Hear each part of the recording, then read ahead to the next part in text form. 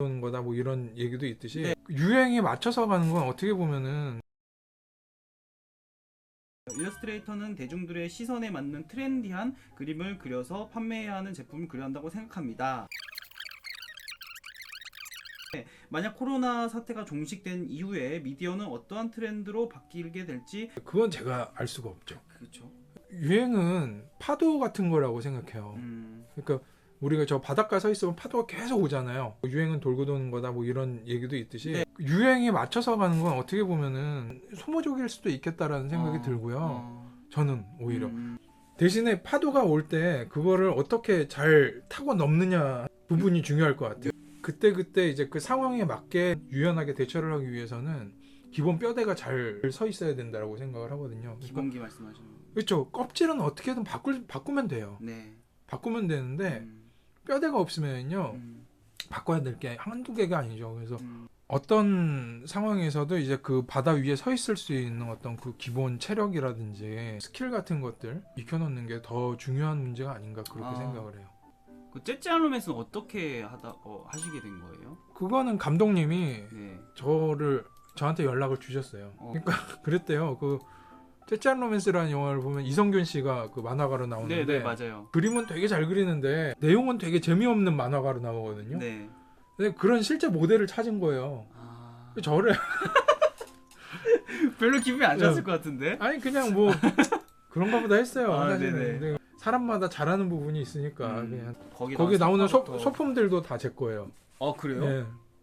그 주인공 안에 예, 집에 있는 주인공 거. 화실에 있는 와. 그리고 이제 그림 그리는 손 대역부터 네네. 해서 라이벌 만화가의 그 문화생 단역 출연도 했는데 그건 잘렸고 촬영하셨는데. 예, 참 아쉽다. 대사도 있었는데 아이고. 그거보다는 왠지 좀 한국 코미디 영화가 정감이 많이 가는 것 같아요. 째짜르면서 한번 봐보세요. 재밌어요. 그리고 네, 재밌어요. 손은 나오셨습니다. 석가님 손. 네. 거기 그 캐릭터 디자인 같은 것들도 다 제가 한 거거든요. 네. 그래서 거기 들어간 한번 그림 보시면은 네. 아마 좀 공감되는 부분도 있고 뭐 그러실 것 같아요. 저는 너무 재밌게 봤어요.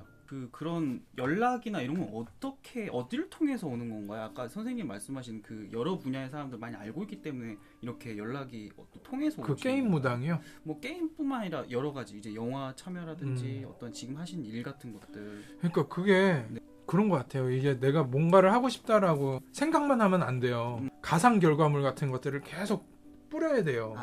예를 들어서 뭐 영화 일을 하고 싶잖아요. 그럼 영화의 일러스트레이터가 참여해서 할 수 있는 일이 한정적이잖아요. 네네. 그걸 가상으로 해보는 거예요. 내가 어떤 프로젝트에 참여했다 생각을 하고 그걸 가상으로 만들어서 그러면 그게 포트폴리오가 되는 거죠. 그죠? 그러면 영화 관련된 사람이 보고 연락을 그렇죠. 할 수도 있고. 나는 가수다 인물화들이 기억에 남는데 따로 의뢰가 들어오시는 건가요? 특히 인물화 중에 고 신해철이 기억에 남네요. MBC의 PD님 통해서 그냥 들어온 거였고 생각해보면 그 전에 가수 그림들을 그렸겠죠? 상식적으로 생각을 해보면 우리가 그림을 누군가한테 의뢰를 하려면은 검색을 해볼 거 아니에요. 네, 맞아요. 그 뭐 연예인 그림, 뭐 팬아트 뭐 이런 식으로 검색을 해볼 거 아니에요. 거기 나와야 된다니까. 그러면 이놈 누구야? 라고 찾게 해야지. 이게 굉장히 당연한 일 같죠? 의외로 쉽지 않아요. 맞아요. 그러니까 검색을 해서 나오게 하는 게 그 사람들은 저 인내력이 많지 않아서 여러 화면을 보지 않는다고요. 그렇죠. 한 두세 페이지까지만 보든지 뭐. 그러면은 그 두세 페이지 안에 어떻게 올라오게 만들 것이냐. 예를 들어서 DC나 무슨 뭐 딴게나 뭐 이렇게 그 대형 커뮤니티 게시판들 같은 경우 루리앱도 그렇고 일면이라는 게 있잖아요. 그 초기 딱 처음 접속 화면에 첫 화면에 어떻게 드러나게 할 것이냐를 고민을 해봐야 돼요. 그게 되게 재밌는 거예요. 또 그런 것들이 내 그림을 어떻게 포장을 해서 어떻게 보여주느냐. 좀 더 많은 사람들에게 도달하게 만들기 위해서는 어떻게 해야 되느냐. 결국에는 이 그림을 그리는 것도 사람이고 보는 것도 사람이고 그림을 퍼다 나르는 것도 사람이에요. 사람들과의 관계를 어떻게 하느냐가 굉장히 중요한 거예요. 우리도 회부학책을 써야 되나. 현재 혹시 가장 큰 고민 있으신가요? 현재 가장 요즘에 와이프랑 맨날 얘기하는 건데 시간이 너무 없어.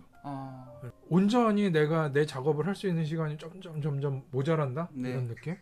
그리고 두 번째는 아마 지금 대부분 공감대를 많이 못 하실 것 같은데 건강한 거. 저희 시청자분들 지금 그 몸이 안 좋으신 분 되게 많아요. 네, 그렇구나. 네네. 제가 지금 요즘에 종합 검진을 받고 결과가 많이 안 좋아서 몸이 좀 축이 나면은 머리도 안 돌아가요, 같이. 그러니까 머리가 안 돌아간다는 거는 그림은 손이 그리는 게 아니라 머리가 그리는 거잖아. 네. 내가 예전에 분명히 이게 됐는데 안 되는 게 생겨요. 그게 느껴지실 정도로. 그리고 아이디어가 없어. 그럼 아이디어가 안 떠올라. 네. 막 이제 뭐 하다못해 연습장 펴놓고 낙서하려고 그러면 버릇처럼 그리는 게 있잖아요. 네네. 그게 안 돼요. 아이고. 뭘 작업을 하려면 이제 각을 잡고 해야 되는 거죠. 그래서 이게 건강이 굉장히 중요한 이슈구나, 이 문제구나라는 거를 이제 굉장히 지금 요즘에 절실하게 깨닫고 있고, 그래서 운동을 해야 되는 거였어, 역시. 어찌됐건 간에 운동을 해야 돼요. 예. 몸을 이제 지탱을 해야 되거든요. 지탱하는 이제 그 뼈대를 만들어야 되는데 웨이트가 제일 유용한 것 같아요. 네네. 아무튼 건강을 잘 챙겨야 네네. 된다. 건강해야 됩니다. 운동해야 되고 관리를 해야 된다. 그림을 그리기 위해서라도. 그럼요. 그 예술은 기술의 정점이 예술이거든요. 근데 기술은 체력이 있어야 돼요. 그러니까 지금 우리는 대부분 예술을 구사하는 사람들이 아니에요. 저도 그렇고 저는 예술가라고 생각 안 해요. 같은 기술을 누가 더 많이 더 다양하게 구사하는가의 문제거든요. 이건 체력밖에 없죠. 네네네. 오른손님 진짜 운동하기 싫은데 저도 운동 진짜 싫어하거든요. 저도 엄청 싫어요. 운동 진짜 싫어해요, 저. 자, 그럼 좋아하는 아티스트 있으신가요? 국내든 국외든. 일단 알렉스 로스 좋아하고요. 그리고 김정기 좋아하고요. 인간계가 아닌 것 같아요. 그리고 양형순 형님 좋아하고요. 그림꾼을 준비하고 있는 분들에게 하고 싶은 말. 이제 섬계로서. 지금 오늘 여러 번 얘기하는데 그 그림꾼을 왜 그림꾼이라고 했냐면은 그림쟁이라고 막 하잖아요. 음악이랑 노래랑 춤은 꾼인데 왜 그림만 쟁일까 그게 궁금했던 거예요. 꾼이랑 쟁이가 차이가 뭔 것 같아요. 여기 장인 뭐 이런 얘기도 나오는데 장인. 네. 근데 장인은 좀 다른 의미예요. 그거를 뭐 저기 우리들 스스로 뭐 그림 그리는 사람이 가치를 높여야 된다고 그림장이 이렇게 쓰시는 분들도 계시는데 저는 그거는 아니고 결론적으로 말씀드리면 쟁이랑 꾼의 차이는 뭐냐면은 꾼은 특별한 기술을 가진 사람이에요. 그래서 노름꾼 하면은 이제 그 노름도 기술이잖아요. 네네. 낚시꾼 할 때 그 낚시도 그렇고 춤, 노래꾼. 근데 그러면 그림은 기술이 아닌가? 쟁이는 기술이 아니라 그런 성향을 가지고 있는 사람이에요. 그 뜻이군요. 그러니까 거짓말쟁이. 그러면 거짓말은 기술이 아니잖아요. 네네. 그런 성향이잖아요. 그죠? 멋쟁이. 멋이라는 건 기술이 아니잖아요. 네네. 그러니까 멋을 잘 내는 사람. 그러니까 그림이 기술이 아니라 성향이었던 거예요. 우리나라 사람들한테는. 무슨 그림을 열심히 뭐 연습을 해가지고 뭘 잘 그리게 되는 이런 차원의 문제가 아니고 어떤 그 사람들과의 문제.